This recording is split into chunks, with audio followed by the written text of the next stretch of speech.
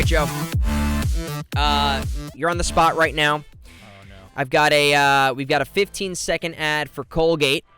The script it's conversational. You're talking to your best friend, and here's the script. So it's very conversational, off the cuff, relatable. The script is this. It's, man, sometimes your teeth just stink. I wish I had something that would fix that. I want to hear your read. Joe's not a voice actor, by the way, so I'm really putting him on the spot here. I don't remember the script already. Do you remember it? I'm just going to make my own.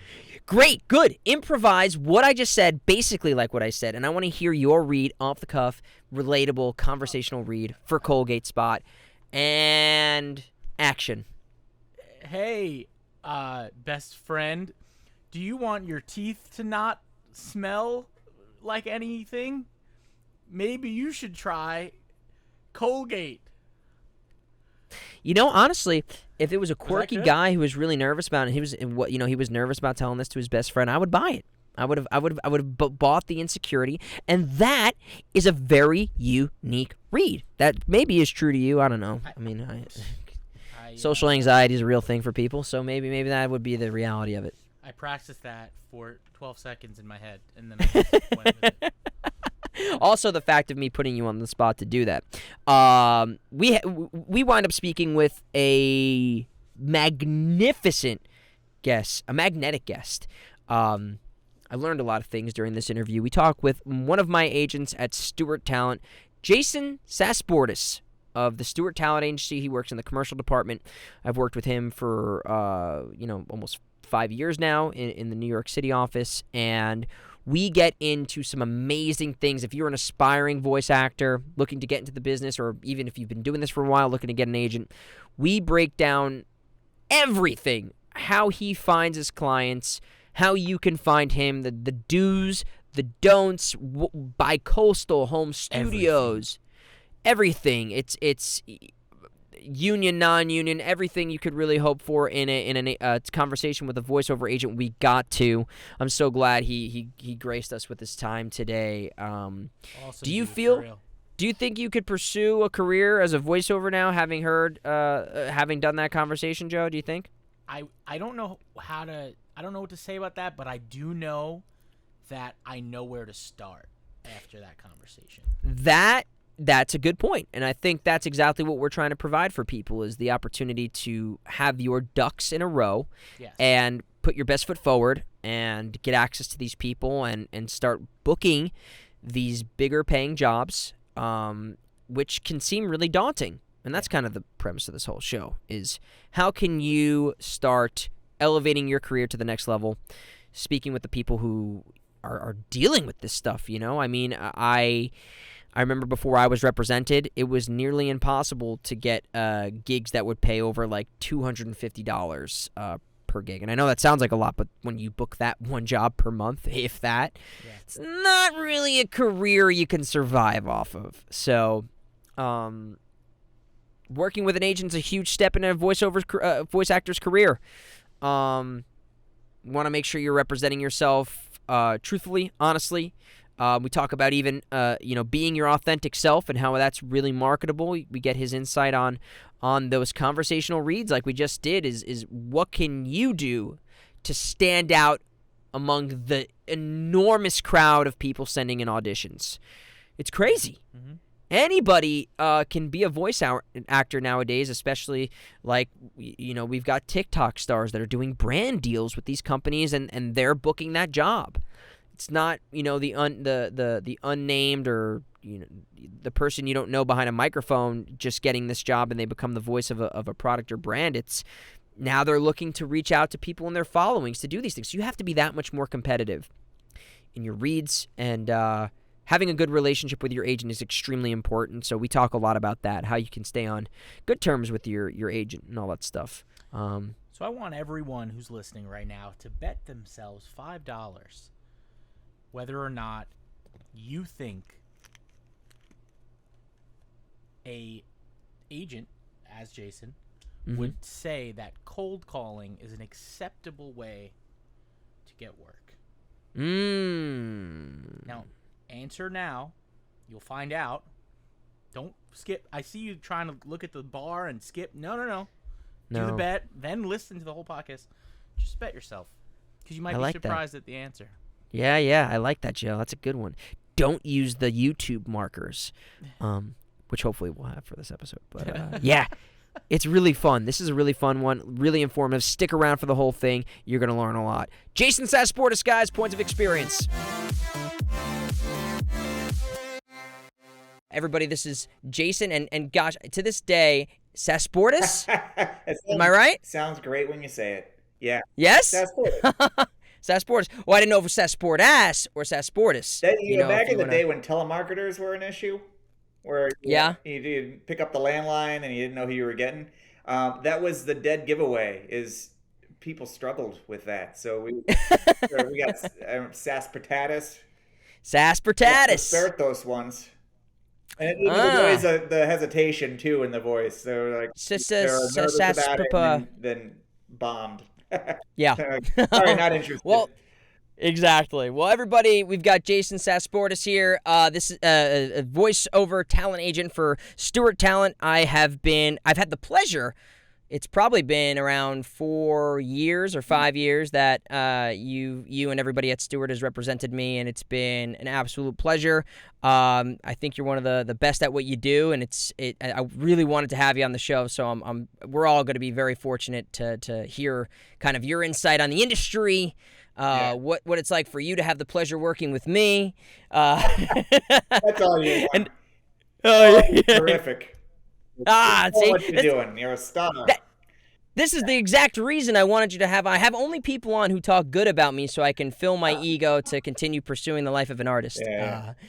But this is great. So, for everybody who doesn't know you, I know obviously a little bit about you. I your history. You've got your bio. You went to NYU. We're both NYU alums. But why don't you, before all that, start and tell me about like where your mind was at, maybe in high school, leading into college, and how you got into, I believe it was screenwriting and acting, and then eventually that transitioned into being a talent agent. So how did that all start? What's the inception of kind of that career trajectory? I mean, my interest in acting started somewhere in elementary school, where I don't actually recall the moment that I decided, I want to pursue this. I had a friend in my class who was involved with community theater, and he had done couple of plays, and he was kind of cocky about the whole thing, like he was it, but he was just doing some local community like musicals. He got cast in good roles, but it was like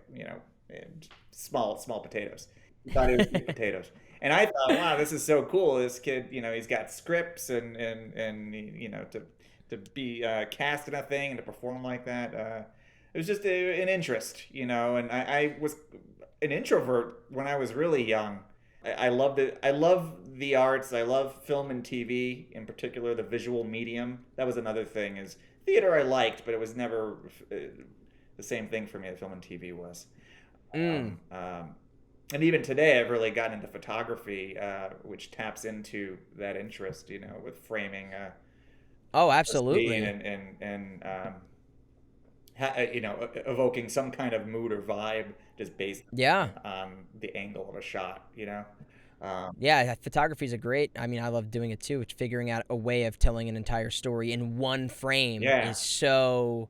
It can be so powerful when it works. It's so when it works, it is one of the most powerful things. A movie, you've got 90 minutes to kind of get your point across or invoke some sort of emotion. I love an image. It's like cinematographer that has like just certain shots are just. You could hang on it for a moment, and it's beautiful, and just like everything about it. But do you have like a fancy camera? I have. I mean, I've got a GH5 Panasonic Lumix, and I've got what I'm using right now is my Sony A600. But those are not. I mean, the GH5 you can get away with still photography, and it can come out great. And I've got the lens adapters for it, so I've got like a Sigma 1835. If this language is making sense to anybody, the Sony one, I was looking at one of those models.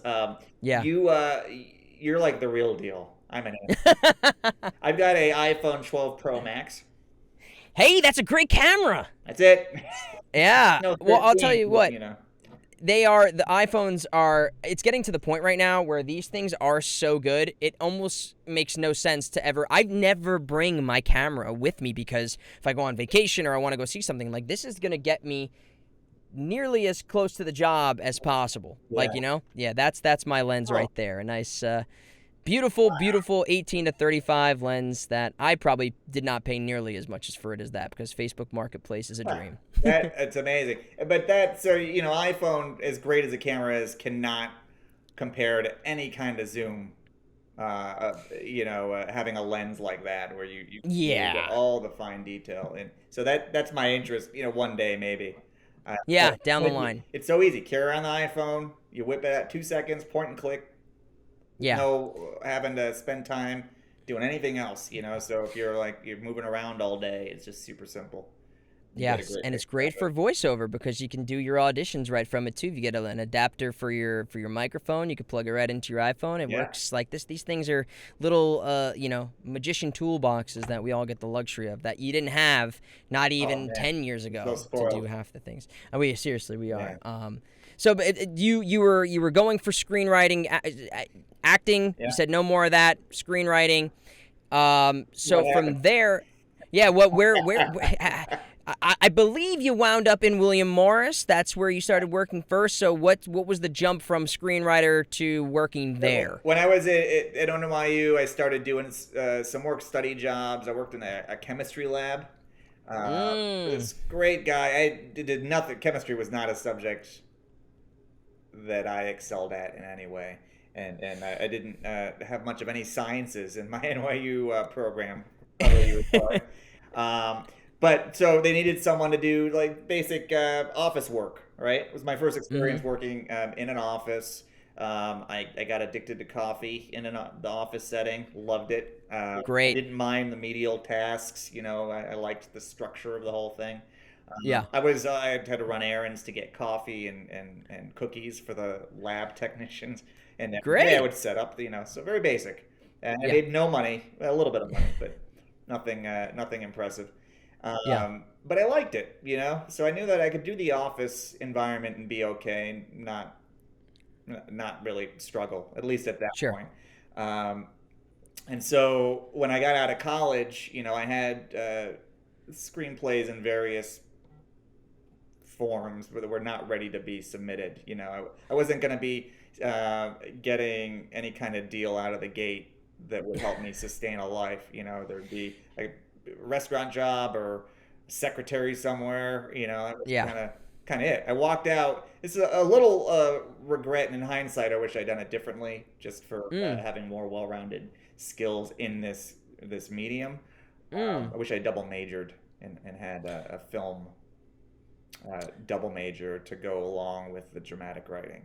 To work the camera work. I mean, nowadays it wasn't so much when I was in college, but for sure now, people are making their own work. It's like you do the whole thing and get it out there, instead of just pitching a screenplay to somebody and hoping they buy it. I mean, I've experienced the same thing, making my own work. I mean, similar kind of regret where I went for an acting degree and I was like, I was trial by fire many times, like wasting a lot of money in a way, not always my money, but wasting money nonetheless, where I was kind of making a lot of mistakes in the filmmaking process, because I was like, George Lucas could do it, right? George Lucas didn't go to film school. He's the notorious one people reference.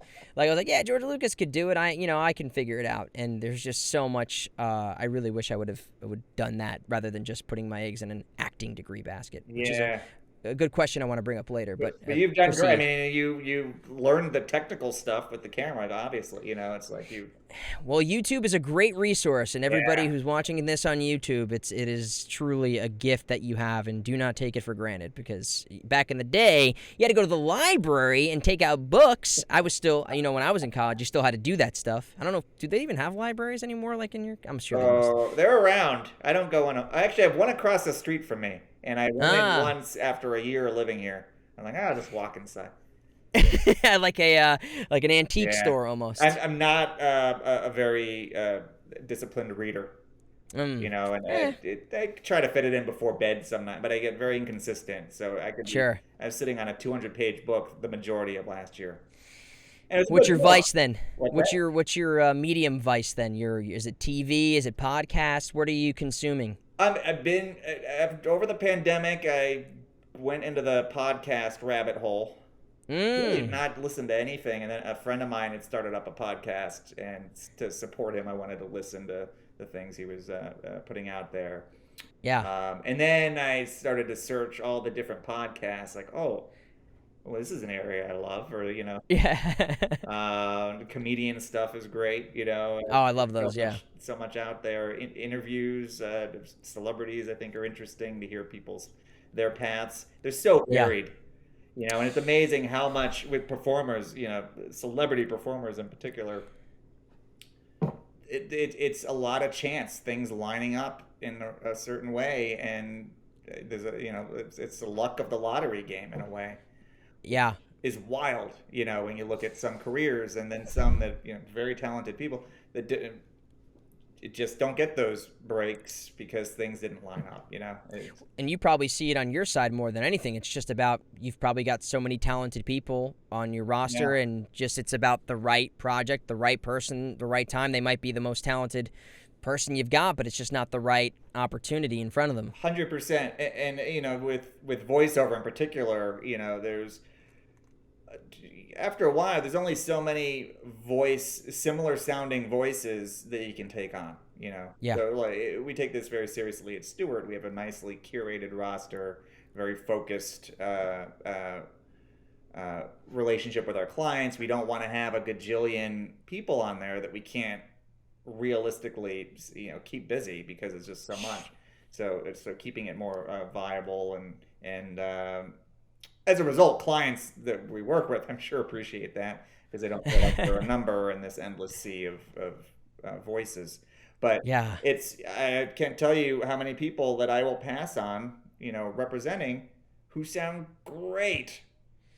But I've got 5 to 10 of those voices already, and they're working, and it's so another that sounds so similar, it ends up being a pass.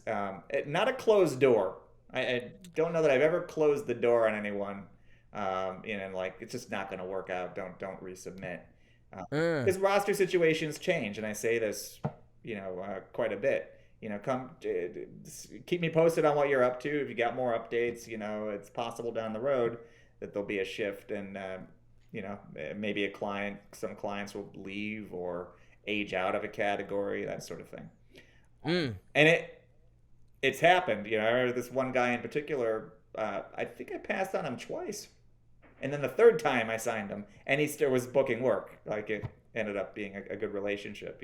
Yeah, so I think that's a great, obviously there's a question I definitely would have gotten to in the sense of, I think a lot of people are curious about when there are so many people that are so similar to you, how do you differentiate yourself, or how do you stay honest to who you are, Yeah. and then find the right opportunity with an agency, the right people. I feel like it's a dating game almost in a way, where most people think, oh, I just need the first agent that's going to come my way, or manager, or whatever it is, and that's going to lead me to all these opportunities. But you kind of need that right combination of, okay, I'm the right person for this right agency Right. that's going to be able to send me out for the things that I'm right for.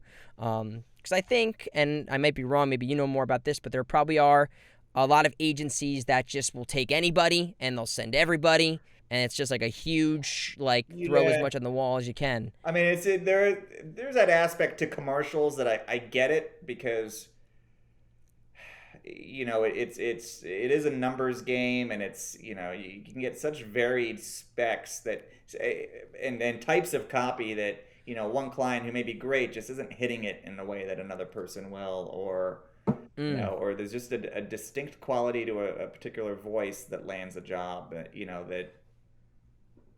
who would have known. There are a lot of times where the specs are asking for a certain thing, and they end up booking the sound that is not that. Right. Whether it's a different gender, or it's just clearly not the age bracket, or even the timbre and texture of the voice is not what they were describing, so we want to keep an open mind when we're submitting on projects, give a good smattering sample, so they're not all the same type of voice and read, and just to give good variety, because sometimes it's the thing that they're not expecting. Yeah. They don't even know that they want, that they end up booking. So here's a great question then. When you get so you say you're sending somebody out for a spec, and that, like, for argument's sake, it says 60 years old, gruff Sam Elliott type, right? And you send it to somebody who is not that. Do you find that a lot of your clients are trying, if they're not that, that's not what they are, trying to do that? Or are you and the agency making the conscious choice to say, I think that this person might do an interesting take on it in the way that they are, do it that way rather than trying to emulate something that Right.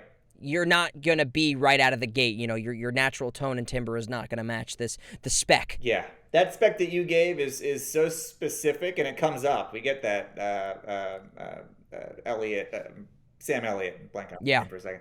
Out in the woods. Quite a bit. Yeah. I mean, he's an iconic sound that is uniquely his, and he's so deep and got that twang, right?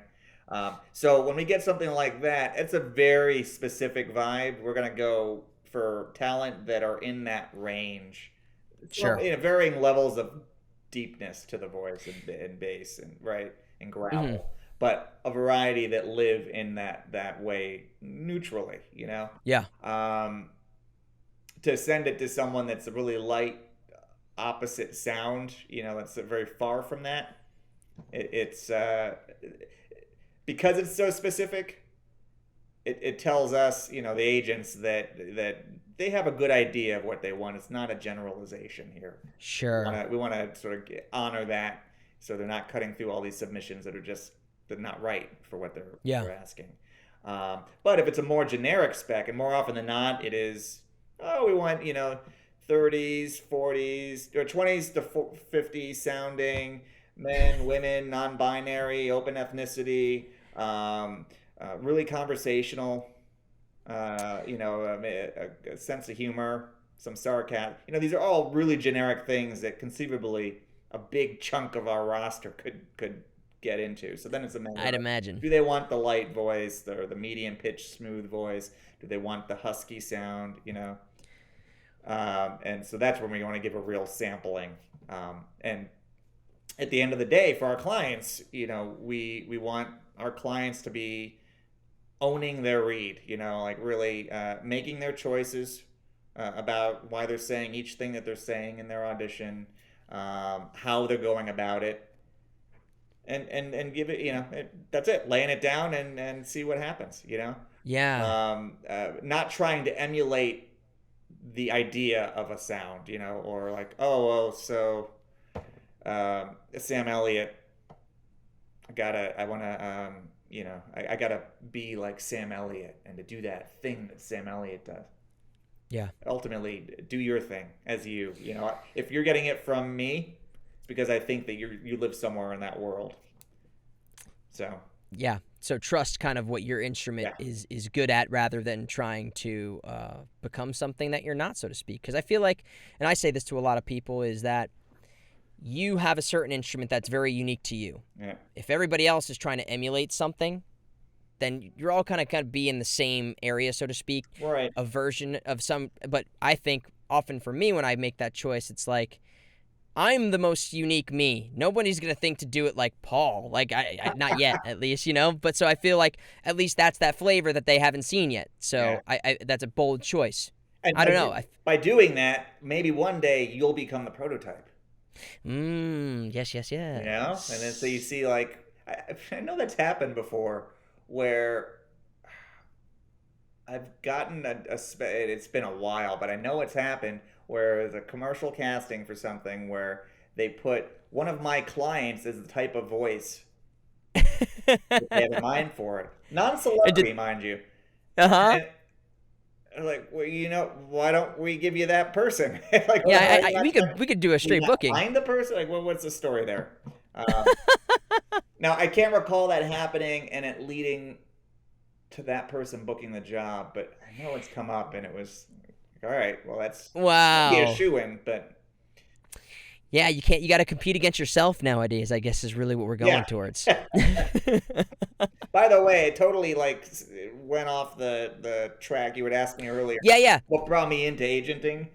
Yeah, so let's connect that dot first, and we can come circle back to this stuff. Yeah, sorry. So just real quick, I wanted a stable job when I got out of college. I wanted to be in New York, have a paycheck coming in, but not any job that had no correlation to what I wanted to be doing. So while doing the writing on my own, made sense to learn the business of entertainment, and to get in as a networking point too, to get in with an agency and meet agents and see how that works, and just being informed about the other side of the table seemed like it could be a value, knowing how that world operates, in relation to the talent out there who are trying to market whatever it is that they do, whatever their art is, But one thing led to another. William Morris was the first job, and that ended up leading to commercial voiceover, which I loved. I just didn't know about, about that people did that for a living. Or I'm sure I knew. I hadn't thought hard about it, the commercial world specifically,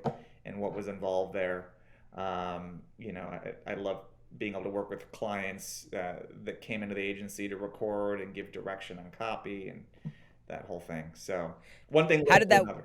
Yeah. How did that door? What was the step that you took at that time to even get to William Morris? Did you apply for an internship and you just got accepted? No, they had. I don't. It may be different now because they've. When Endeavor sort of took over and they had that whole merger, it's a very different agency now.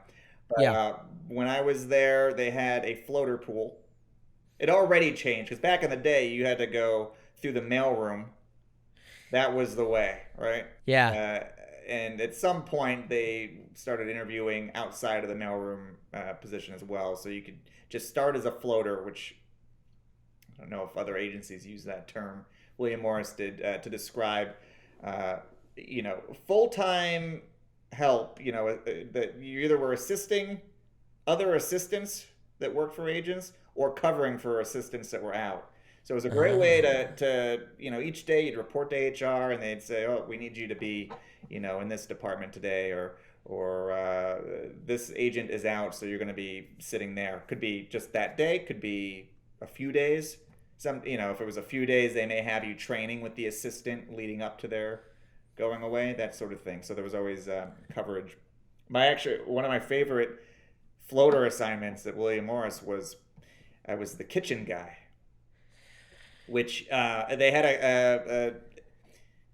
I guess he was a chef, but he didn't make any actual food aside from fruit salad in the morning, and would get bagels and make coffee. So he'd show up a couple hours early, get everything set in the kitchen, so anyone could go up and grab coffee, bagel, fruit salad, and then he also had to cater meetings, which meant going and ordering from places and making sure that these meetings had food if they were being catered. So I got to be that guy, and I learned how to make a really mean fruit salad.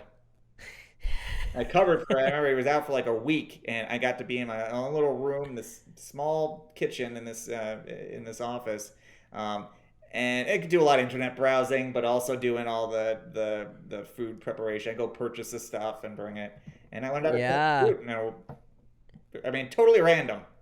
Sure, but now you have a mean fruit salad recipe that you can bring out on any family occasion. I think it's a little rusty now. It's been probably 20 years, but okay. I know how to cut watermelon in a way that I didn't before I went to William.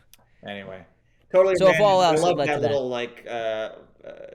that having that moment, Yeah, and so then from there, you're working at William Morris. At what point does that connection lead to because you've been at Stewart for 15 years right now? Yeah, almost 16 now.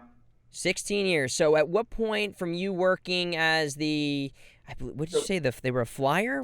So I was a floater. First couple years, I worked for a couple of different agents. One was let go. He was in the theater department. Then I was the second assistant for the chair of the theater department at one point.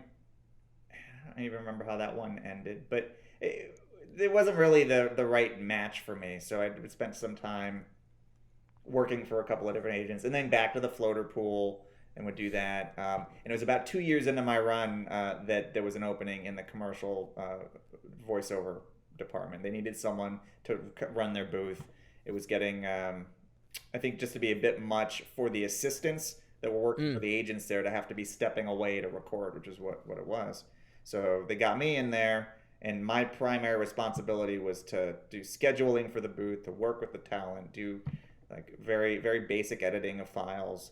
And it grew to the point where I was able to start suggesting names, doing a little talent scouting for projects. And so it was really cool. It was a great, great training ground for the business. I was doing everything but negotiations and handling, bookings and all of that. Essentially, you were the booth director then. Yeah. Director. And I did that for a year and a half. And the position really developed around me. It was started. I didn't even have a name. I think I was NY Voices Booth was my email. Something, but they couldn't give you one on the email for the website. They couldn't give you one of those. No. It's all right. I actually don't remember if that even changed. It may have stayed that way, but it became an official position, whereas they treated it like a temporary thing at first, and then it was just going really well, and clients were booking, and had a great relationship with the talent they represented who would come in. It was easy to communicate with. So the only reason I stopped doing that is because they ended up closing the scale division in the New York office, which they had done before. Had the operation, then decided, we're going to stop doing that, just focus on the celebrity. Money, there's no comparison. So, I think that was the idea behind it. So I was going to go back to work. I was going to continue working in the commercial department, but would very periodically be working in the booth because celebrities were either offer only, many of them out in LA. So it wouldn't have taken up my days doing the auditions, Sure. I was disappointed, but it was fine, so I still had work there, and I just was ready to kind of move to the next thing. Yeah. Because I had my I was really in control of the whole package there, was my own boss in a way, a client of William Morris's was in Chicago for about a year prior to the scale division closing. She was doing a show, and she connected with Stewart Talent because she wanted to keep VO going. And at that time, it wasn't very few people were set up to record remote. So you'd have to go into an agency. So she needed someplace local. I wasn't sending her auditions from New York. And that's how I learned that Stewart Talent was looking for someone in the New York office. They just opened doors in 2004. This was 2006 then. And we were just talking. By chance, she reached out because she was looking for some feedback on her demo. And I mentioned, by the way, when you get back, they're closing the scale division. So that meant she wouldn't have a place when she got back, Sure. And so I still represent this person. Wow.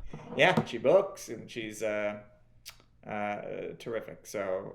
So she hooked you up with the office in Chicago, and you started working in Chicago, or you were working in New York for Stewart at that time? She connected me with the owner of the New York office. So it led to an interview. They were looking for someone to be in their New York voiceover division, and so there was nothing there. It was starting from scratch, which was wild, intimidating. But I had a lot of support. The owner gave me, was very patient, Didn't expect overnight success, knew it would take a while to really build a thing. And that was crucial in this working. It really was, because if it was a different person who didn't have that understanding, within a couple months, to be like, well, where's the money? Yeah. I think it took a couple of months for my first client to be put on hold for something. And it was a radio thing that would have paid very little. And then she was released. So I remember the excitement, someone's on hold. Yeah, a win nonetheless. I mean, for people who don't know or are unfamiliar with the term, on hold means that you've done an audition and the producers are casting like you enough, or they're deciding between a couple of other people, and then they put you on hold to see if they're going to book you or somebody else if you're getting approval. Is that right on the terminology there? Yeah, and being on hold is a really positive sign. It's a bummer when you get released, but knowing that you were a select in some way is, considering the numbers that you're going up against, it's fiercely competitive, like most things in this business. It's just a great sign, and sometimes even if you don't book a job, but you're a top contender, it can lead to other opportunity. It happens to me all the time. It happened to me very, very recently with something on camera. So it's, it happens amazing. in all. Yeah. So, but that's great. But it's great when they do bring you for something else. It's not great when you're counting your money before you even book the job. Oh. That's when it's very disappointing. I had a talent who was looking for referral, came into the agency. This is years back, and he asked me he was very green, like he really wasn't acclimated at all, had acting background, but totally new to VO, and he asked me at the end of our meeting, like, so how quickly can he expect to start making money? Because he was in not a dire situation, but he was struggling, like he did not have much at his disposal, so he kind of needed it soon. And I was kind in my response, but I was also a little blunt in the, you got to be able to go into this and not make any money for a while. Yeah. You just can't. There's no way to predict how it will go. You can book right out of the gate. You can start booking in a couple years. And it can happen. My interest as an agent. Obviously, I love it when clients book, and they're bringing money into the agency, but my interest is that your read is competitive, that you've got great instincts, sharp commercial instincts. You know how to get into the copy, deliver it in your natural, organic way, with spontaneity and presence, personality, and take direction and read all the instructions, and so it makes it a very easy process for submitting. One built in trust too, because I know, like, oh, Paul, and I know this about you, Paul, like, you send me an audition for a thing, I don't have to listen to the whole thing to make sure you're in the right track. I may listen to the first few seconds, like, yeah, that's it. Who has the time in the day? It's a lot. It is a bulk business in a lot of ways, and I want to make sure you're included. I know I send you something, you're gonna give a competitive read that's you. So if you book it, great. If you don't, that happens. There are a lot of things outside of your control that lead to booking or not booking. All you can do is just own your read and stay up on your technique and that whole thing. Keep showing up in a way is just kind of the motto of it. It's a very, very much, like you said, a numbers game to a degree. Got to constantly keep putting your best foot forward. Before we hop off of the agent stuff and talk more about the acting stuff, which I have a ton of questions about, for Stewart Talent, someone like you, The Office, anybody who's curious or pursuing a career as a voice agent, obviously very different than when you were pursuing it. Like you said, I don't know if there's any, I keep forgetting the term, flyers or floaters? Floaters. I'm going to remember this. I don't know if necessarily... In I believe in the UK... Yeah. Floater is can I swear on this? Sure. It's a piece of shit. Yeah. For me, it's the things I see in my eyes when I'm looking at the sun. So that's there you go. Yeah, lots of things a floater can. Not very flattering, but as a floater, which gives you're floating around the agency and dipping into different areas and diversifying, Between that and working, like you said, in the mailroom, which was obviously, I think, a very traditional way of ascending through the ranks to become an agent or an assistant first and then becoming an agent yourself. What is the process, to your understanding, or specifically with Stewart, if somebody is interested in becoming an agent? What is the process you see from your agency's perspective, or how would you apply it to somebody to say, this is the route I would take, or the things that I would pursue? Because there's not really a college degree in voice over agent. Correct, right. If I did not work at William Morris, I would never have gone that track. Who knows what direction that would have led me in. I love the Yeah. direction that this led me in, and I was I was going for the ride, and when opportunity came up, I assessed and like, all right, well, let's try this, and, Yeah. I never, when I initially got into the agency business, as an assistant, I did not think agent was my track. Huh. I did, it was, I thought you had to go to business school and had needed to be great at math, and you have to have attention to detail for sure and be able to do basic math, but it's not.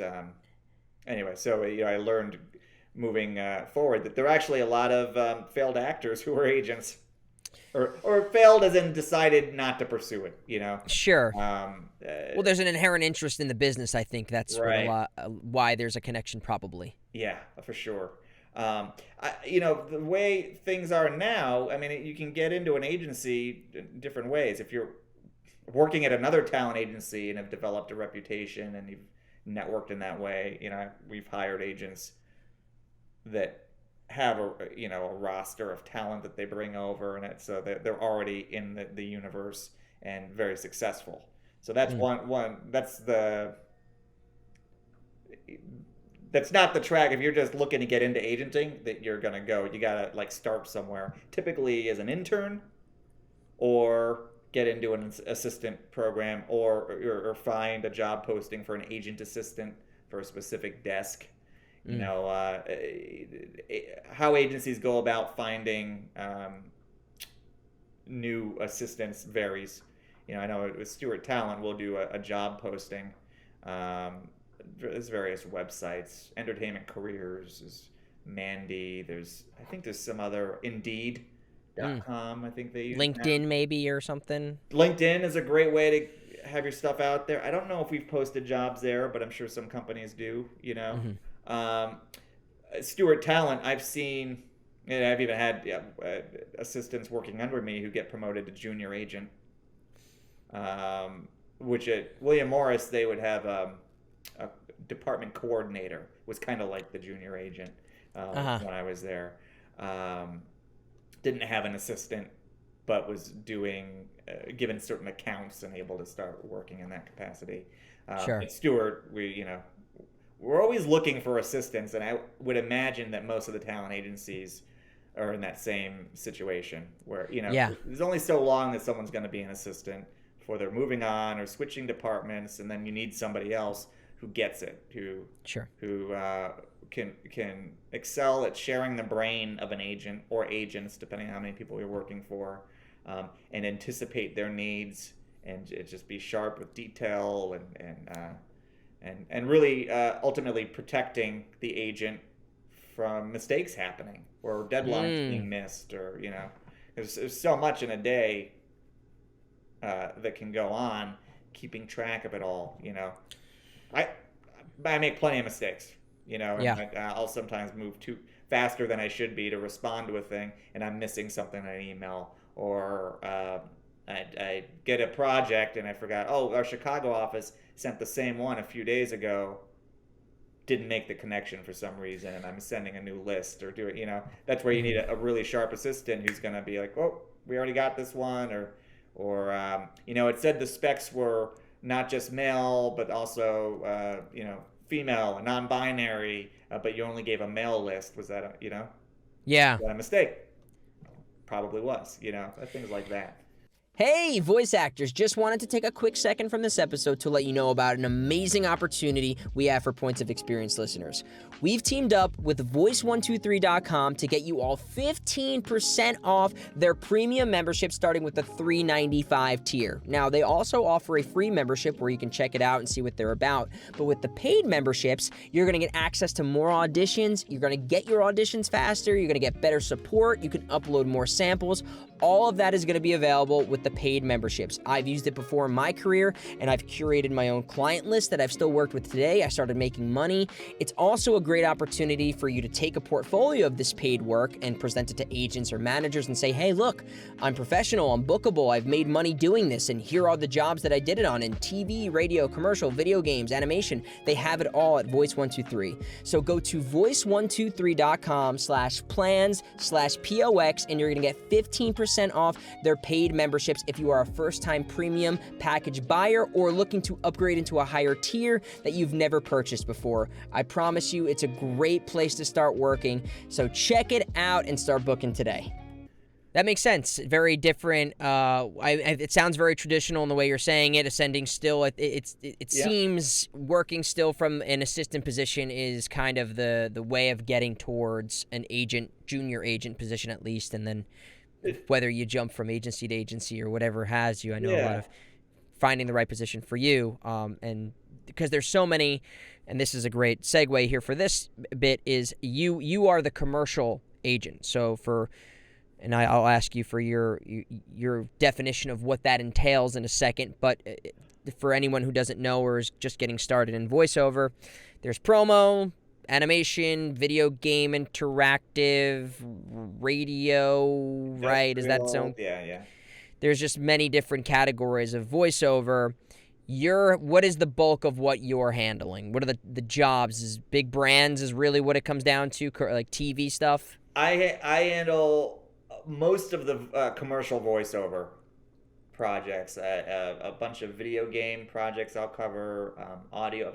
A lot of clients doing audiobook work, and there's other things that come in outside of that. Industrial jobs will come in, which are don't pay a ton generally, but it's tutorial, educational work. And then I've got two colleagues in the voiceover division covering the adult roster.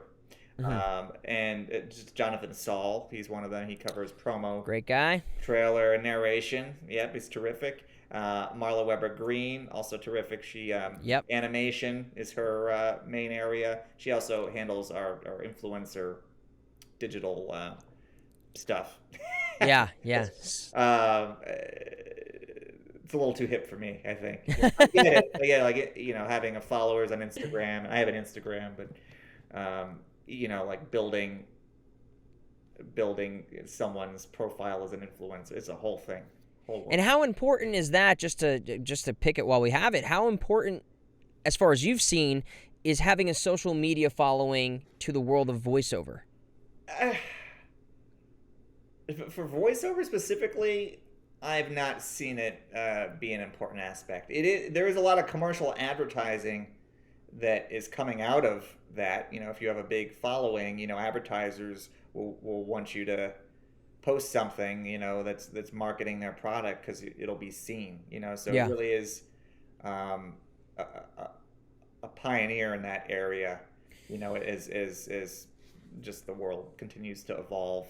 But there's still, on my end, there's just a ton of voiceover projects that are being cast on a day-to-day basis. There's periods where it quiets down for a bit, but then at the drop of a hat, it's just you get slammed and it's coming from every which way.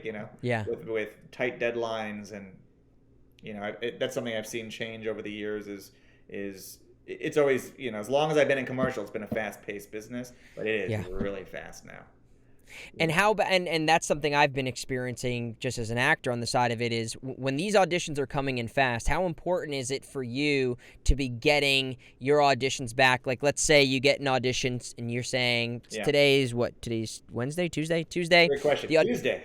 Yeah, Tuesday. Today's Tuesday. Let's say you've got an audition, it's due Friday. How important is it for you to have that audition earlier rather than sending it in an hour before on Friday? It's good habit to get into, not sitting on it. Okay? So if something's due at the end of the week, if it's due Friday, that's a nice chunk of time. Usually it's due next day, if not the day after. So if it's due Friday now, and there are projects that come up like that, you can wait till the end. You may not have any choice. You may have a crazy schedule, so that's totally understandable. But you run the risk of a job booking before the deadline. I don't want to know how many times that has happened. I'm sure it's happened more than I would care, right? Sure. And every now and then you get an advertiser that's, it's a courtesy to say, this submission is now closed. So they found what they want in advance of the deadline. A little frustrating, Yeah. I when I first started as Stewart, I was in Chicago training and working with the agents there, just getting to know how they operate. And one of the agents used to work at Leo Burnett, big advertising agency, and their headquarters is in Chicago. And so we had a little meet and greet one morning. I got to talk to a bunch of different producers about how they receive auditions. At the time, Voice Bank was big. So Sure. Where demos used to be listed of everybody. Yeah. And it's still hard to believe that is gone, Yeah. But things evolve. Or de-evolve, depending on how you look at it. Yeah. But it's, it's all right. But what I got from the talking with different producers was they all have different methods. One of them actually liked to listen to every submission. He may hear someone he loved, but what if I love even more the next person? That was his mindset. And I thought, we like that, As long as you remember that initial person that you loved and doesn't get lost in the, as time progresses, and then it's just not fresh anymore. But there's also the first one I hear that I love, I book. Yeah, that in the film world they call that like temp love in a way, when you have something and it's the first thing you hear, or you put like a scratch track to something and it's like, no, that's the thing I want. I've already it's the first initial version of hearing, and it's hard to unhear it the way that you like it that way. I feel like if you don't get your stuff in early, you're competing against that idea of the producer or somebody else saying, well, I really liked that thing. And now, is it better than this thing? So I don't know if that's necessarily true or not, but does it hurt to get it in early? I do not think. I mean, best rule of thumb: submit it as soon as you're able to, within reason. It's a lot of auditioning, if you're really gaining traction in the voiceover world, and it can be frustrating too, I'm sure, when you're submitting and it goes into what feels like the black hole of submissions. You put on hold, you don't book. Are you even hearing my thing? What's going on? Is anybody even listening? Yeah, it's like this culture of recording from home, which everyone is doing.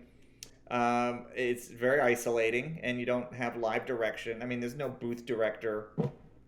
I mean, we don't have it at Stewart. I would imagine a lot of agencies, since the pandemic, you don't really do that anymore. It's you send it to your clients who record from home. Yeah. It's for newer clients, I'll have a more active listening relationship with the files that they send in, making sure that things are sounding right, that they're connecting the dots in a way that's competitive. It's after a while, if clients really growing and getting it, they're not going to need that. We just need the opportunity, and we're here, at Stewart Talent, we provide that in spades. There's a lot of stuff going on. But it's hard to operate in that with like blinders on when you're at home, and so it's you got to enjoy the process as best you can, and not have it overwhelm you. If the deadlines are driving you mad and you need to wait towards the end because you got all this other stuff going on, you're not penalized for it. But if you keep missing deadlines, then it's a problem. Or if you're kind of submitting past it, there's some clients that like to submit like 20 minutes after the deadline. I'm like, why? You had this for 3 days. Why you send it 20 minutes before the deadline? Why is that? How many times am I going to email this casting person more reads? They're going to have all these emails. Yeah, and that's when you can get really lost in the sauce, I think. That's when the ether becomes, it's much more unorganized, and hard too. It's, just because I think someone may not have the best read. I once almost didn't submit someone when I was at William Morris, who was really struggling with the copy, and I was like, it was okay what we ended up with, but I had some much stronger reads. I ended up including him anyway. Yeah. Of course, he booked it. No way. So what's that lesson, huh? That lesson is, listen, we all have our beliefs and what we think, the things that we like and what we hear different things. So keep an open mind, right? Mm-hmm. If someone's like really not hitting the technique and is off the rails with it, or the quality just sounds poor, that's one thing. But, or if you hear, oh wait, did I read that right? Left in the edit of the copy. I was telling someone else's story recently. It's a different podcast, but I submitted someone who had a stumble in her copy read. And she screwed up how she delivered a number, but she leaned into it and turned it into kind of a little jokey thing, like made some Sure. commentary on it, and she kept going with it, and then fixed the line and picked it up. I meant to edit that out, and so it was just a clean take, and I forgot. That's why she booked it. Yeah. Found out in session, later on that they thought it was hilarious how she handled that flub of a phone number. Huh. But if I was doing my job, she would not have theoretically, if that's true, she wouldn't have booked it. So it's so hard to make those choices as an actor where it's like you can't manufacture like those type of things. But I think what I'm getting from what you're saying is own your authenticity in the moments and be as much of you as you can, because time and time again, the things that are off the cuff, and it was going to be my question is like, I keep seeing this. I'm curious what your most common spec breakdown is, but it's always conversational, real person. Yeah. Like that's like the number one thing I always see. It's like you're talking to your best friend. That's like always the direction in the copy, and it's they're really looking for kind of almost like they are looking for flubs. I feel like almost at this point. Are you seeing that? I think with that read in particular, what the appeal was the sense of humor and the personality that this talent brought into the mistake. So it was an opportunity for her to sort of get off of the page for a moment and reveal some of how she navigates things, and Sure. it was a personality note. It's very personality driven. There's still the idea that the copywriter writes it's gold, don't mess with it. But having spontaneity in the read, however that translates to you, the talent, just that natural in the moment essence, most of the times is really going to help you land a gig. All of it depends on the project and the spec, of course, they're going for. So Sure. There are more announcer specs out there too, but like you say, most of it's conversational, real person. They'll put this in the direction. We want conversational, non-announcer. Yeah. It's the same thing. Genuine. Okay, conversational, genuine, real person. It's like they're repeating themselves and just like really trying to hit you over the head with it to get that read. Yeah. Like, all right, we get it. So let's try to connect in that way, and it's not easy. No. Especially for trained actors, I think you and a lot of people came from radio previously. I'm sure you're familiar with, and that was the thing, the radio voice, and everything kind of sounded like this. So for maybe younger people, maybe you're seeing more of those fresh reads. I don't know. It for sure. There's a lot of just the comedy circuit is become a great resource for finding talent. Those that can navigate through improv because of the spontaneity note. Even though you're not improvising the commercial copy, the improviser gets just being in that engaged and alive. Not sort of sitting on your laurels and going through the beats of a copy without really connecting with the ideas. And I'm saying this with this emotional connection, to communicate this to you, Paul, because you need this. You and I, we have a personal relationship. It's that's what these commercial reads are. A lot of it is sound like when we hear the voiceover, like, oh, you're talking to me. Yeah. Which can be, like you said, very hard when you're saying language that on paper sometimes is extremely salesy. It's like when you wake up and you have a cramp in your stomach. What is it's like, how do you make that sound as conversational? You know what I mean? Within these confined, these lines, it's hard. It is, and I would say take heart. Anyone who's auditioning voiceover copy, don't feel discouraged. You get a piece of copy and it just does not work. It's so hard. It could be simple, like one liner, but the word combination just might not agree with you, And I talk about this a lot. I have a client, it's back in the day actually, couldn't say Philadelphia cream cheese. She got hung up on, I think cream cheese, something nasal was happening with air. Just kept tripping up over it and no good. this is the product. You got to be able to hit that, and if there's so many products out there though, so don't. If Yeah. Philadelphia cream cheese isn't your thing, then Cool Whip or something. What's a Yeah. competitive cream cheese? Philadelphia Cool Whip, Is cool Cool or Whip yeah. like it? Oh, well, we'll say Cool Yeah, Whip. yeah, kind of, yes, yeah. Oh, Well, yeah. I mean, it's an extremely these companies are constantly making advertising one Yeah. way or another, so I feel like there'll never be a lack of work in the commercial voiceover industry unless AI just starts to take over and Oof. we wind up losing our jobs. But I mean, right. It's an issue.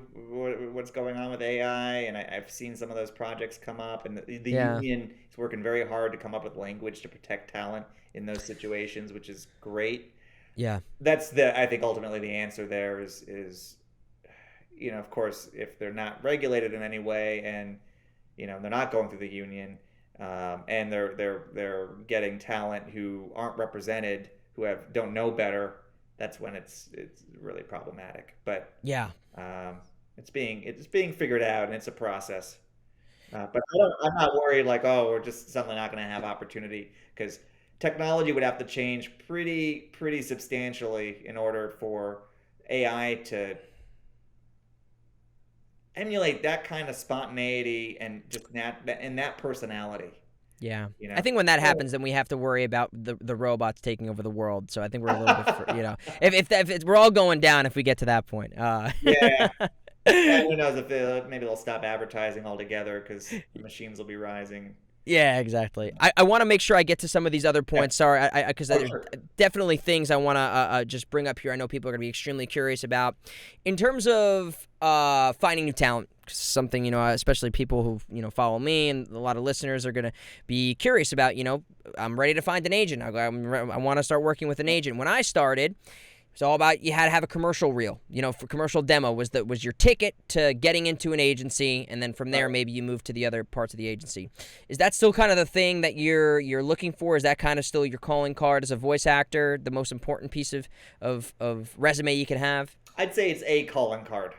Hmm. Okay. At the end of the day, whether it's your produced commercial demo that catches my attention, or the fact that you've workshopped with some casting directors that are competitive casting directors that I have relationships with, or you're a referral, or wherever you're coming from, or you have a link to one spot that you booked, which is great. That's a great way to like, hey, check this out. I just booked this thing. Here's a sample, and you can hear that produced sound.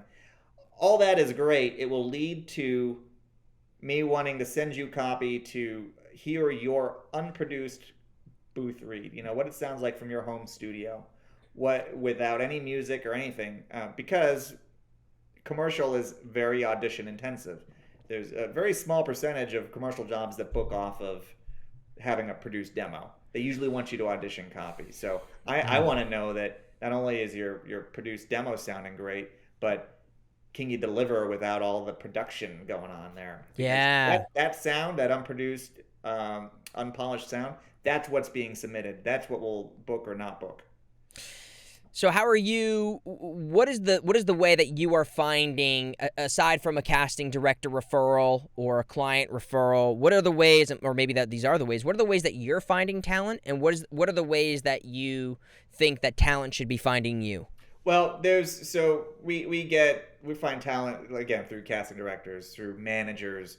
They may send someone. Our legit division, our film, TV, and theatrical agents may have clients that are looking for traction, or they met someone in a workshop, or I met someone in a workshop, or over Zoom or in person, where the sound was interesting, and I really liked the delivery. That can lead to a meeting. Um, there's a lot of different tracks. Cold submissions, unsolicited emails are probably the most challenging way to get in.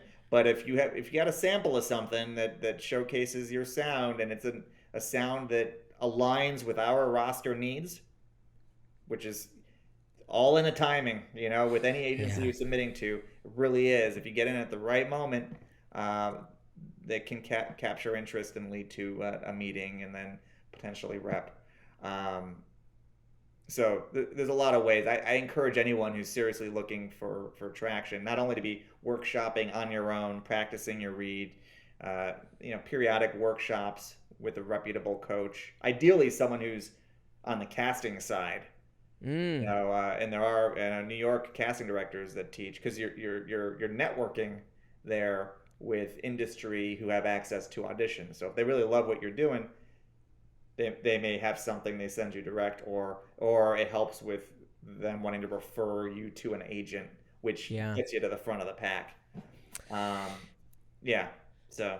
No, that's great advice, and I think a lot of people just kind of networking is still a huge part of the industry, and I think that the term gets muddy when people think I got to go to these parties and kind of like meet people that way. It's like you're networking by being in the classes and working with the people who are getting the jobs. I think that is a great piece of advice, and kind of the number one way of expanding your Rolodex, as it was once called.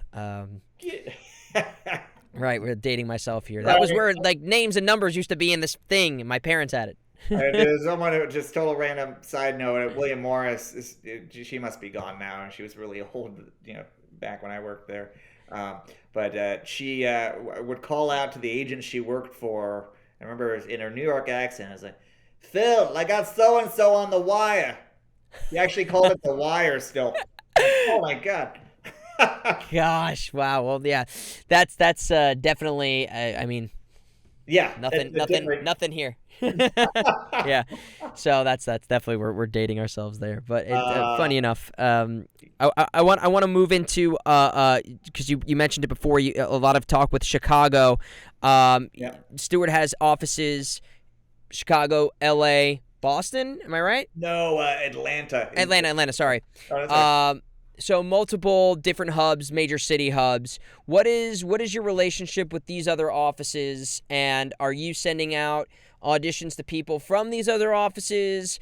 Is that a gateway if somebody's working with an agency, or Stewart or some other agency in that way to then transition to these other markets? Because I think a lot of people now with the pandemic, they're curious about their opportunities not being in the major cities. Are they competitive if they have a home studio or a closet that does just as good? Is that viable at this time, you think? 100% viable and competitive. That's what you want. You want to get a good home studio set up so you're, represented or not represented. To be able to submit yourself and be competitive, you got to have a good, clean sound. No static, no echo, whatnot. And then you can be anywhere. Our agencies... we're very collaborative relationship with the Chicago office with their huge voiceover division. Chicago is an ad agency hub, and they have access to a lot of awesome opportunity there that they've been building since I think the early 80s. So what will happen on a day-to-day basis, Chicago will be sending me projects to include talent on. I'll be sending them. We book each other's clients. Some clients are shared. Some are just repped by one office, but we're working on a lot of the same projects and getting access to some additional ones that might not normally go outside of the Chicago market. Our LA office, we don't have voiceover agents that are living in LA, but Marla and Bonnie, of course, have really worked the animation contacts out there and absolutely developed. They've gone out there, taken meetings. They have strong relationships with all the major animation players. And I work with commercial casting directors that are out in LA. So it could change at some point, but just the way things have unfolded. LA came after our New York office at a time when clients were already really recording from home a lot more. So we haven't seen the need to have someone actually physically in the LA space for that end of it. So we're covering the LA market, but the agents are New York and Chicago for voice. Could change down the road, but that's another thing about Stewart that I love, is that we sort of keeping our eye on growth at all times, and it seems to make sense. If things align in a way that would be another step we'd want to take, then we do it. Yeah, and I've definitely seen those kind of inroads happening, and Yeah. For anybody who's new to this industry, there's kind of the it's notoriously been that LA houses a lot of these big animation studios like the Disney, DreamWorks. Most of that stuff's being done out of LA, where New York is more of a commercial promo radio hub. That's kind of always been the structure of the LA New York, I would imagine, breakdown of where the projects mostly are. But I'm seeing, from you, specifically, and Stewart, getting a lot of those animation gigs where they're open to recording Right. remotely now at this time, if you're not necessarily in LA, because I'm obviously in LA right now, but goes backwards the other way. I'm working with Totally. agencies in New York who are open to working with me remotely. You need agents that are connected, that they've got the relationships. So Yeah, it could get a little tricky if you are, have too much representation at different agencies where you're getting a lot of the same project, or it can create problems with those specific relationships. well, I think a lot of people too, there's certain people that have an agent in Boston, Oklahoma, Alabama. They have all these markets all over the place, and I imagine that can get quite complicated when you're spread that thin with all Right. these different agents. Yeah, and there's a loyalty thing too, and trusting that your agent's going to get you a lot of opportunity, it can work well to have an LA agent and a New York agent. A lot of people do, and even to have a Chicago agent, um, even better if they're the same company, Sure. that's doing that. But you got to look at, like, well, who's really bringing me the opportunity here? If you've got a bunch of different agencies that are working with you, where's the best of all of that, if you can Of say that. course. And because agents, they want to get you on their projects. So if they're constantly like, nope, nope, got it elsewhere, Yeah. after a while, then you do want to look at that. Well, so what are you really getting opportunity here that you're not getting elsewhere, and is how competitive is that? But So that's a good. What are some things? Obviously, we talked about being on time, and what are kind of the biggest traps you see with your clients that are red flags for people that you're working with? Are there certain things that you're just like, don't do this? This is a no as an actor that I'm working with you. These are something I constantly see happening. What would be the advice for someone like beware of this? It's basic things. Of course, you want to be on time if you have a scheduled audition. Some casting directors are doing these Zoom auditions, or over the phone. They want to call you and give direction that way. So there's an appointment time. So being punctual with that, obviously with the session, you don't want to be late. And if something's going on, you're communicating. Oh, Source Connect is the standard right now for a lot of these at-home sessions.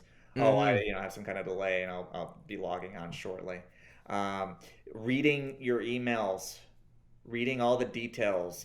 So deadlines, when a thing records. You don't want to be submitting yourself on a project that you will not be able to make their record date. It can create Ah, a big problem if you book the job and then, oh, wasn't communicated, and you can't make the change. It can really hurt a relationship. So just reading the email, following the submission instructions. If they want 2 takes, send 2 takes. If they want you to slate at the end instead of the top, okay, I'll slate at the end for that. You know what I mean? Basic things. And I would sure. say too, if you're giving 2 takes, they shouldn't be exactly identical. Otherwise, what's the point? There's got to be some difference in there, right? Nuance, something, Yeah. or how you're just emphasizing a thing to warrant having more than 1 take. Um, yeah, and it's I get the insecurity thing can come out of not booking or being new to an agency, but if a talent that need a lot of hand holding and email big, you know, concerned emails about not booking and all the things that you just want to watch out how often you're doing that. Not that you can't Yeah. do it. We're very open communication at Stewart. I welcome clients to let me know if they want to brainstorm on something, or if they whatever the thing is. It's a healthy relationship. But there is a point where it's too much, and then like the insecurity is so strong that it's creating a hindrance there in the reads and in the belief in self and needing a lot of hand-holding and guidance, which ends up taking too much time at the end. Absolutely. And so I guess on the flip side of that, what are things that talent can be doing to help you? Because I think a lot of actors, we often feel like there's only so much we can do outside of auditioning, sending in the tape or waiting for the audition. I feel like there's that middle ground of life where it's like, what do I do to help you when I'm not auditioning? What are the things that you recommend to clients, aspiring voice actors, what have you, to help their agent, to help you get better or help book jobs? What are things that people could be doing? Well, it can't say enough, like the importance of just practicing. Don't have audition opportunity be your only source of working your craft. There's a lot of scripts you can access online, or if you're represented, you get access to projects that way. Play around with it. Really continue to engage with the reads that you're giving or able to give, and playing around with your range.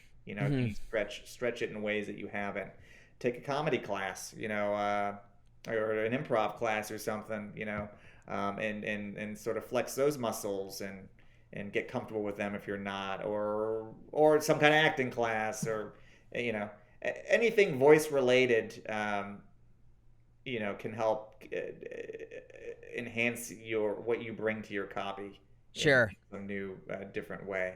The networking angle, continuing to, if you know a casting director is doing a pay to play thing where you get to show them your read, doing those periodically is great to potentially meet a new industry person who might think of you for a project, or I might have a relationship with, and you meet them through that medium or venue. So it's take caution with that, like how much you're going out to these industry events, because that all costs money. So periodically I think is a good thing, but you don't need to constantly be doing it. It's really at your discretion and how much you're able to invest at any given point. But a lot can be said for practicing. Absolutely. Communicating. Yeah, exactly. And it's just like any other career. You have to, you look at like a professional fighter, a professional athlete, they're constantly in the gym working out. Yeah. This career is no different. You have to be flexing your muscles so that way when you get the audition that's due in 1 hour, you're ready for that opportunity. That's so great. And listening to what's out there, what's actually on the air, or go to online. There's a site, ispot.tv. It's a database for commercials. You go to YouTube. I put in the year with the commercial search, just so you're getting something current. Because reads change over time. That's another reason why practicing is so important, is just staying fresh and in the know with what's out there and how it relates to your read and how you deliver your copy read. Just to say, you don't want to get rusty because you're waiting around. Absolutely. All right. Last question here before we move to, we have a question that we ask from our fans and on social media, so we'll have a question. But right before we get on that, I want to talk about the difference that you're maybe seeing, because this is a big question for actors. It always comes up, union versus non-union. Where are you seeing the bulk of work at this point? And people are always concerned, when should I join the union? FICOR is obviously a thing that exists where you can work on union jobs and still do non-union. What are you seeing right now in terms of a majority of the commercial work specifically? Is it mostly falling non-union? Is it a lot of union stuff? Where are you seeing things fall right now? Non-union has grown over the years, for sure, but there's still, it's hard to say percentages, but day to day I'm working union, plenty of union, and there's a good share of non-union. There's still more union than non, but there's a lot of both out there. And non-union, we're selective with, it's got to be a competitive rate, and they have gotten more competitive. Mm-hmm. I've seen that change over the years. SAG-AFTRA is in an effort to win more union business back, has offered different rate scenarios that can help those that are operating with a lower budget. So there's been, there's less disparity between the two than there once was. Yeah. But as an agent, I'm seeing a lot on both ends of it. My advice to anybody, if you're non-union, join the union when you absolutely have to. Mm-hmm. And I only say that because, especially if you're not represented, you can't get access really to union commercial voiceover projects unless you have an agent. So then you only have non-union at your disposal. So why, if you happen to book something that makes you a SAG-AFTRA eligible, wait until you are a must join, because you still want to be able to audition without Still do both. Those non-union, right? Yeah. And then, so come the day you join the union, give the union a shot is my suggestion. Going FICOR is a very personal choice, and that's what I tell talent. You got to look at your situation, and if you're just not getting the traction in the union world and you've given it a fair shot, then look at FICOR. But it ultimately undermines what the union is doing, and I think it's important to do what you can to support, especially when you become a member. It's expensive to join. Yes, Very it's like expensive. $3,000, I think, in the major cities. Yeah, so no reason, if you're eligible but not a must join, by running out and joining, you're not doing anything for yourself. Yeah. Other than not getting interest on that money that was sitting in your account anymore. Exactly. I believe there is a payment plan, so when that time does come, I think you have that option. I think Absolutely. that's still around. It's good, and have a conversation with the SAG office when you're at that point. And it's when you do get to become a must join. Hopefully, you book something that's a residual job. Hey, gonna run a lot and will pay back and then some. Not always Absolutely. that way, but it's definitely you can do really well with the union work. yes, it's there to look out for people and to create those, like you said, residual opportunities that I think most non-union is non-existent. They're pretty much buyout, correct? Yeah. Well, the buyouts with terms, though, they try to do it in perpetuity, but we don't agree to that. We'll put a cap on it. Yeah. If they want to keep using it, they have to renegotiate, that kind of thing. Absolutely. Yeah. Well, Jason, this has been such a phenomenal learning experience, and so good for us to finally get to sit down and get to know each other after all this time. It's been a little bit. It has been a little bit, but that just goes to show you the success of working remotely, and how you don't need to be going into an office and recording with the booth director. You have to be able to exist and have trust between your agent and your client, I think. It's very health safe oriented. You can't get any diseases. That too, yeah. That's the added benefit. Yeah. Joe, why don't we bring up our question right now that we've got, and then we'll let Jason get out of here, huh? Yep. So our question for today from Erica L. from New York City. Hi, Erica. Says, "Hi, Jason. I've heard that some agencies have limits on their rosters or don't want to have conflicts in regards to type with their current clients. What would be the best way to approach the correct agent at an agency, or know if they have room for my type? Is cold email still taboo, or are there notices about agencies being open for submissions?" I would, first identify the agencies that you're looking to submit to that have voiceover divisions, and get any information you can on how they take submissions. I'd go to their websites first to try to find that information.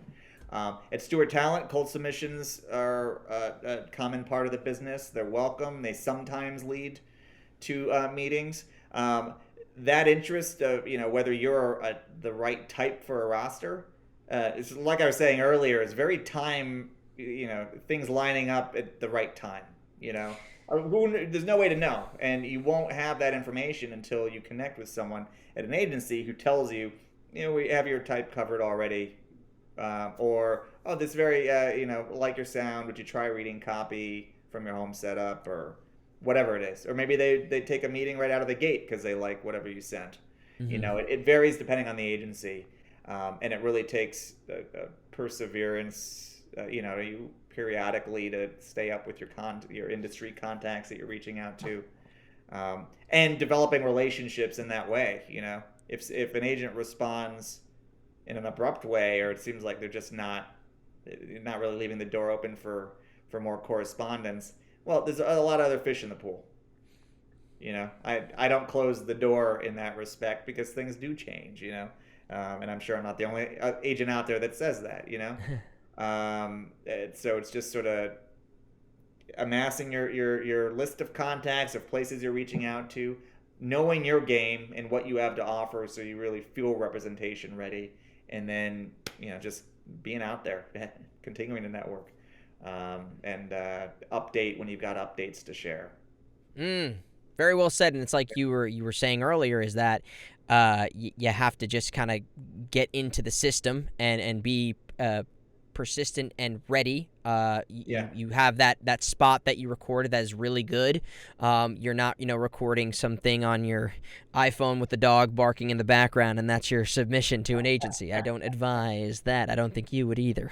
Yeah. Well, if it's a Purina thing, maybe. It's like, it's part of and the dog has personality. It's very, very avant-garde. Really, they don't want any animal sounds. Yeah.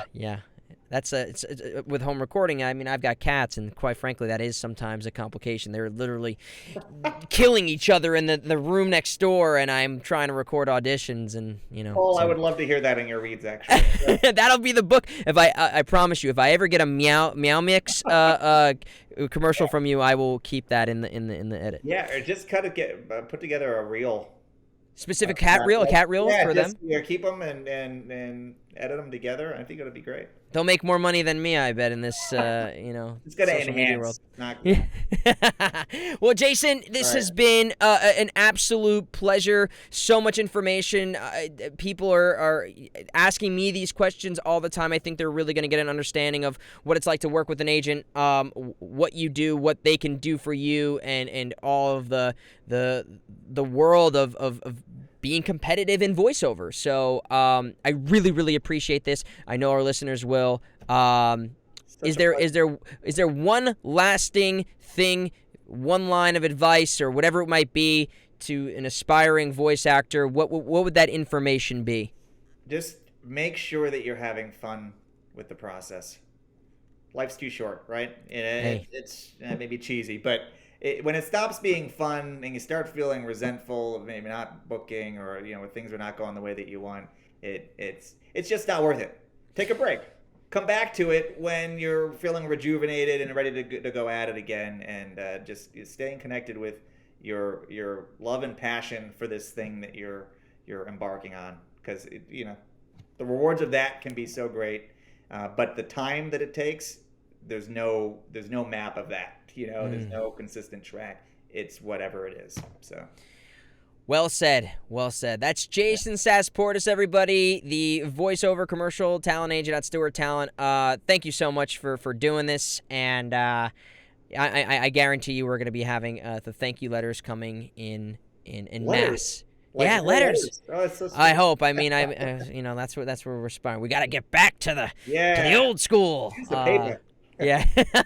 Right on. Thank you so much, Jason. I really appreciate it. Thank you, Paul. Thank you, everybody.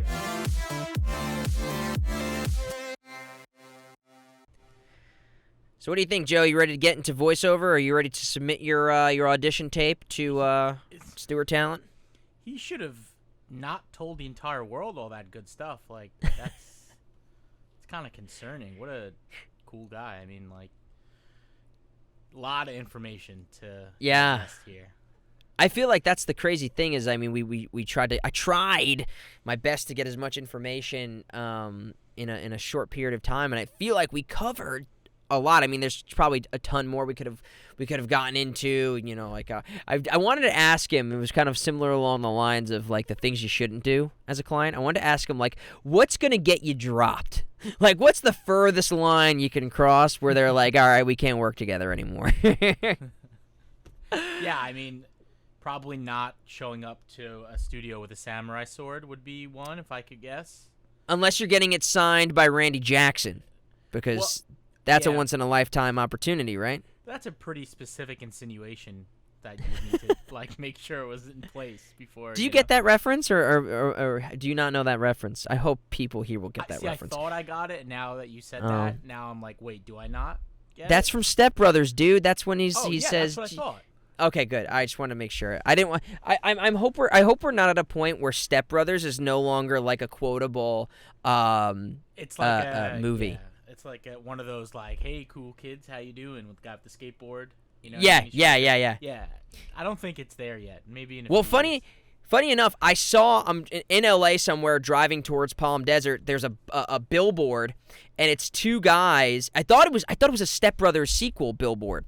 Right. I thought it was like, but it was like an accountant thing, like where it was like two accountants that were like so and using literally the same poster, like where they're sitting on top of like right next to each other. Someone's got their arm the same outfit. I was like, that's brilliant advertising for me, and I'm the person who needs an accountant, so that's why that would work. So. Perfect timing of the billboard too. So Yeah, they it know what was. they're doing. They Right near know- tax season too. They yeah. know exactly who they're. Yeah, but that's kind of leads you to this, and we talked about it a little bit in the interview. Is that there's no schooling that really gives you the information on like how to apply to agents or any of those things. The same way with taxes was really how you are supposed to just graduate from school, get a career, and then figure out how to do your taxes. Like here's a piece of advice, and Joe, you probably got more tax-related wisdom as we are approaching. Whenever you hear this, we're approaching the tax deadline very quickly.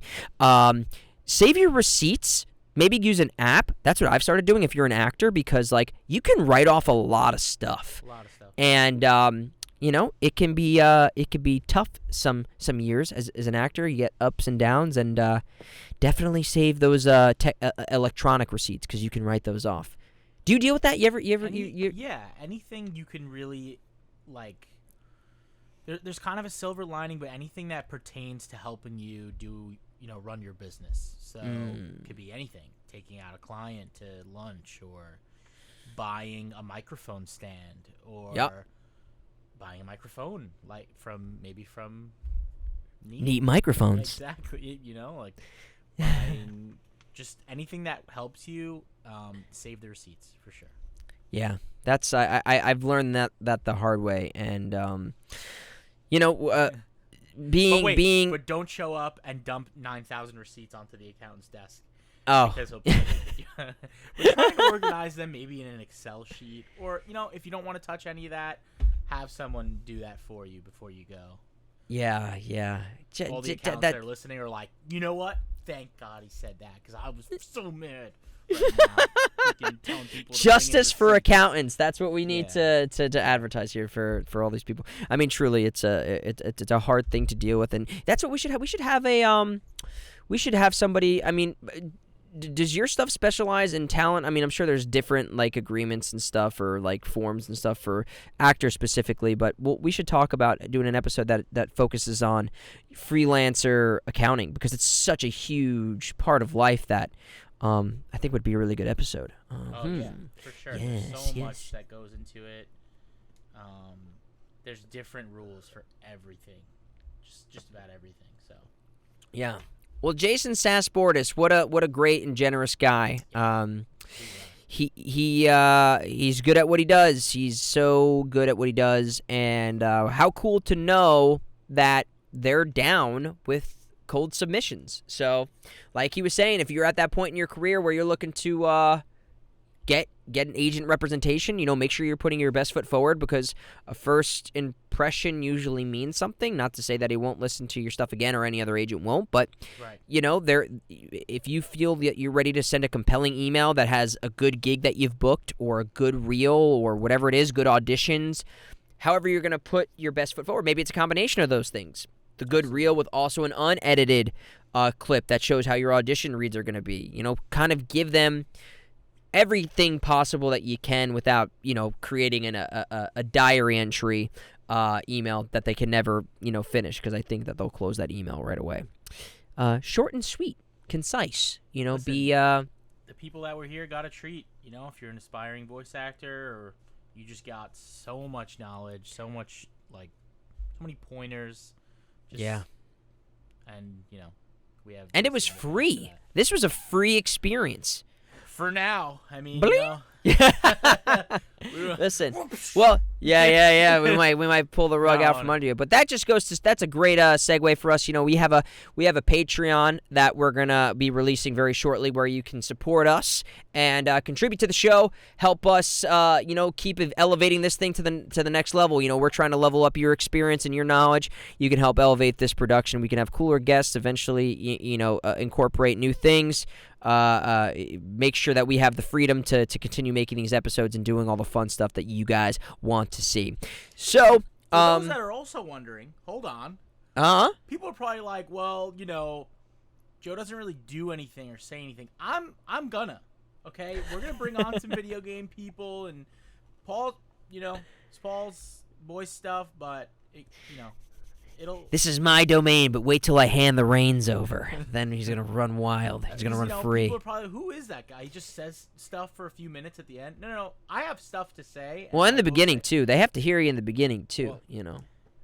If they choose not to skip, which we hope you don't. Yes, I can, Yeah, we do have some people who are going to be pro gamers coming on the show, game composers. We're going to be the streaming elements. So, a lot of people are interested in voiceover at Voice Acting Anime, also interested in Twitch and all that stuff. So we're going to be having guests on like that too. And if you have, here's your next great, the segues are lining themselves up. It's just brilliant. If you have a question that you would like to ask, email info@pointsofexperiencepodcast.com.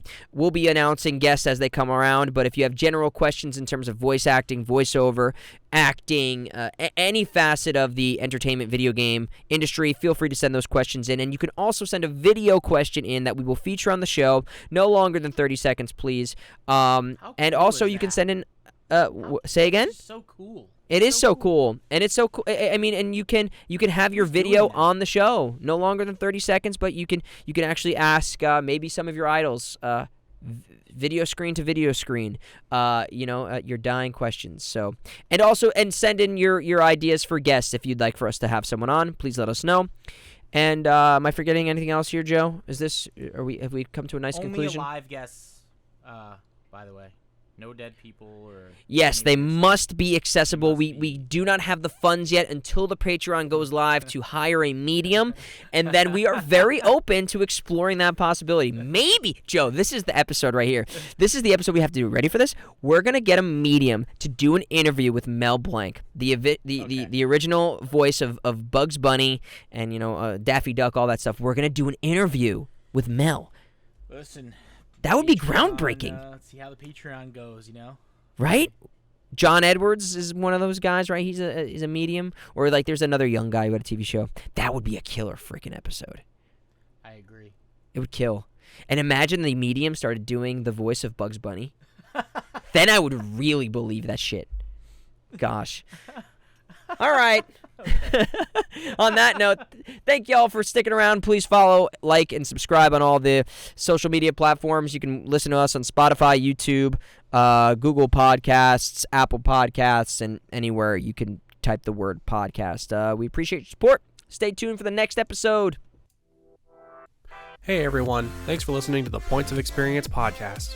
This episode was hosted by Paul Castro Jr., engineered by Joe Scali, edited by Keith Neku-Lawson, produced by Samit Durg, and brought to you by Neat Microphones and Turtle Beach.